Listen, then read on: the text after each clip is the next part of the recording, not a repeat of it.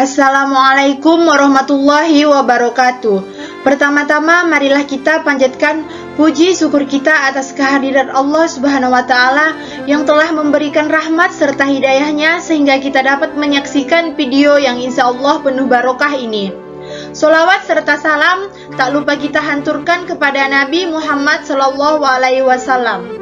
Yang saya hormati Bapak Wahab MAG selaku dosen Makul Islam dan Budaya Borneo dan teman-teman yang saya sayangi. Baik, pada kesempatan kali ini izinkan saya mempresentasikan hasil mini riset saya. Sebelumnya izinkan saya terlebih dahulu memperkenalkan diri. Perkenalkan, nama saya Nur Nabila dengan NIM 1210091 dari kelas PGMI 2C yang akan mempresentasikan video dengan judul Persepsi Islam Terhadap Tradisi Bepapas pada Masyarakat Melayu Sambas.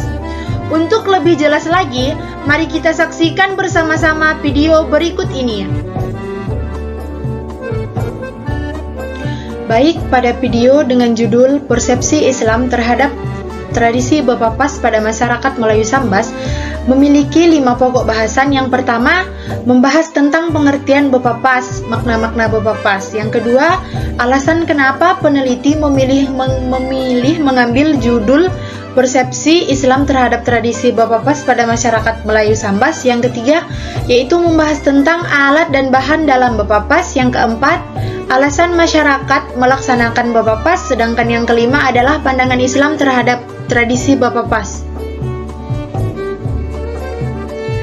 Di slide kali ini, kita akan membahas pengertian dari bepapas.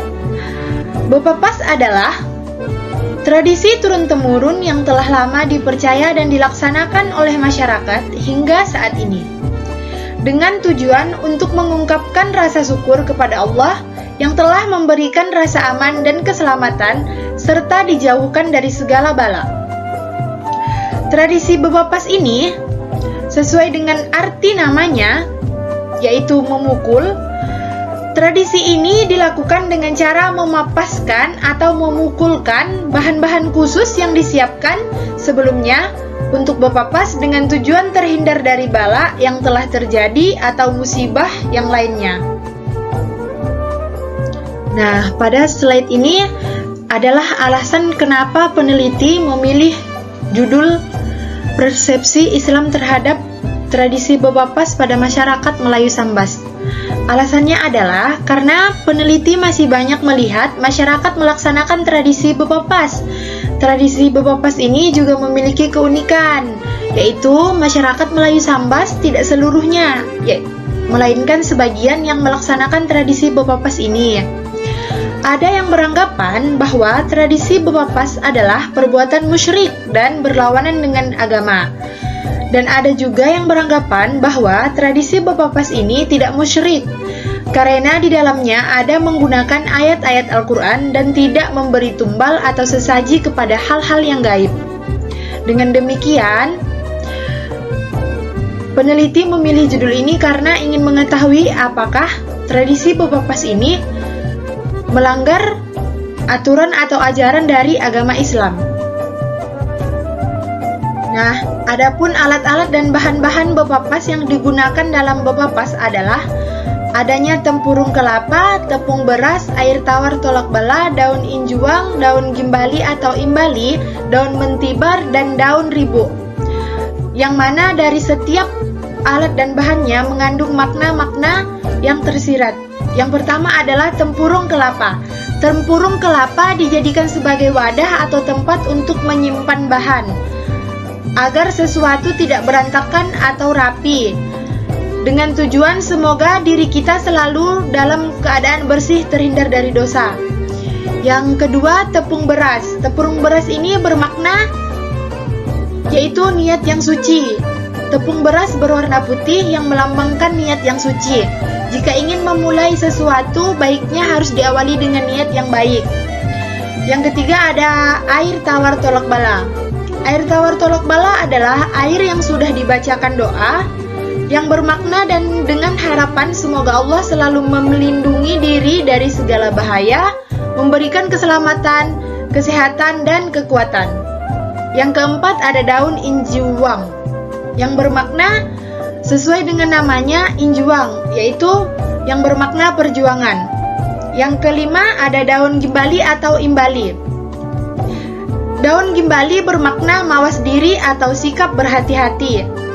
Kegunaannya dari daun gimbali bermakna kehidupan yang pernah kita alami, halangan atau rintangannya, cobaan dan penyakit, maka harus dilewati dengan mawas diri. Yang keenam ada mentibar, daun mentibar. Daun mentibar artinya bermakna menebarkan kesabaran.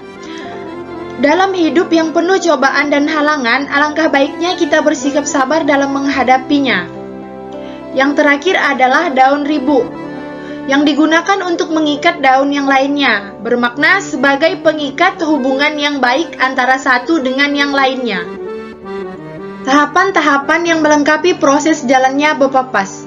Yang pertama ada nyaru, bahasa Sambas untuk mengundang atau memanggil seseorang yang datang ke acara hajatan.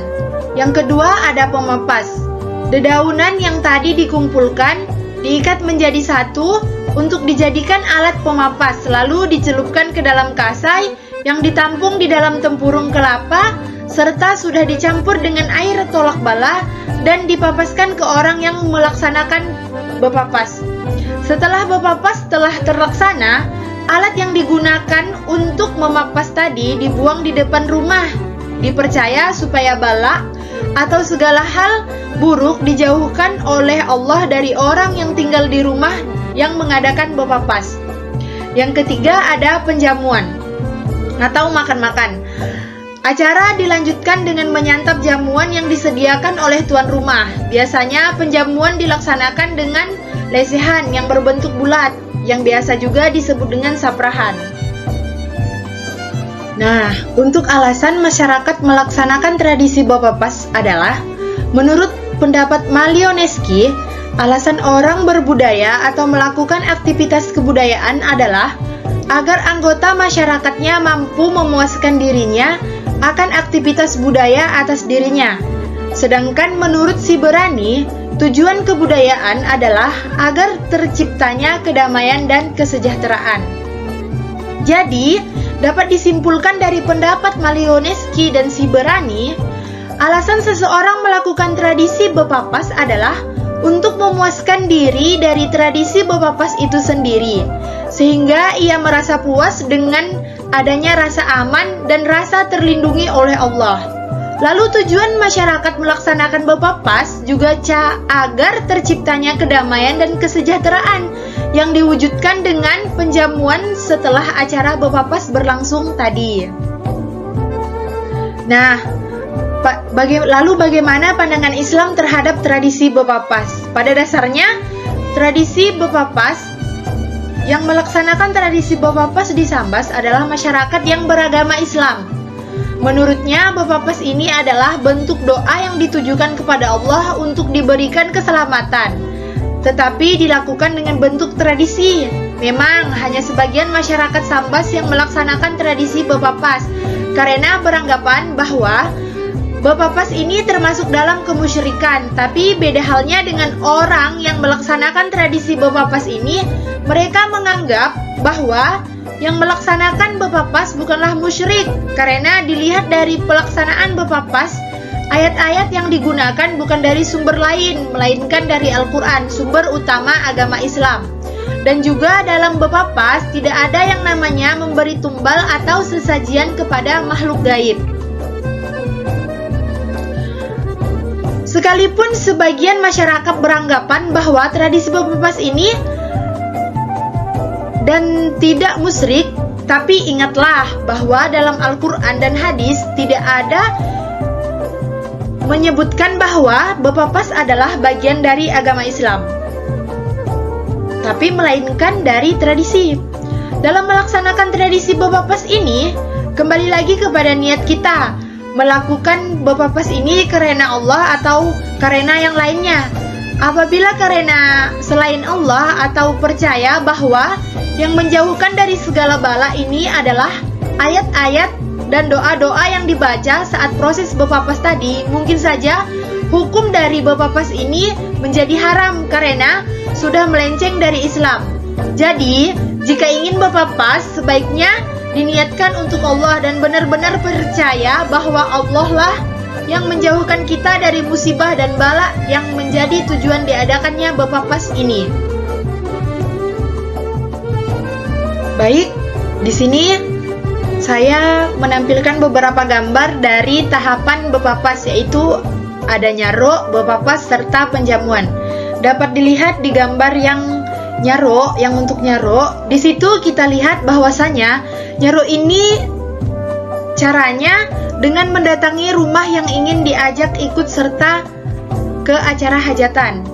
Nah, pada gambar yang kedua ada gambar berpapas, gambar berpapas. Dan yang gambar ketiga adalah gambar orang menyantap jamuan yang telah disediakan oleh pihak tuan rumah.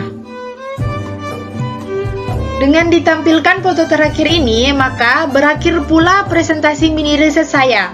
Kurang lebihnya saya mohon maaf karena sebenarnya yang salah datang dari saya dan yang benar datang dari Allah. Akhirul kalam, assalamualaikum warahmatullahi wabarakatuh.